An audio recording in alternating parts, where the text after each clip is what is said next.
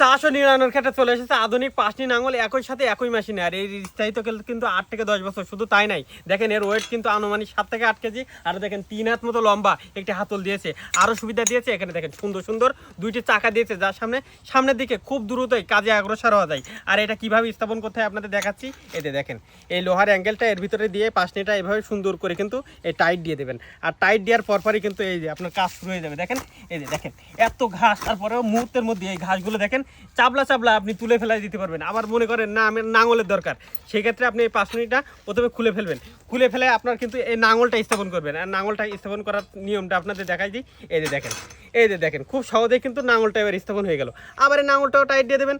Tight দিয়ে আপনার ইচ্ছা মতো আপনি এই যে দেখেন অনায়াসে দেখেন একেবারে ট্রাক্টরের মতন কাজ করবে। দেখেন খুব সহজেই যত টাইট দেবেন ততই কিন্তু, আর যে দেখেন অতি সহজেই কিন্তু যে কোনো জমি, ভুট্টার জমি হোক কিংবা আপনার বেগুনের জমি হোক, যে কোনো ক্ষেতে আপনি এই পদ্ধতি ব্যবহার করতে পারেন।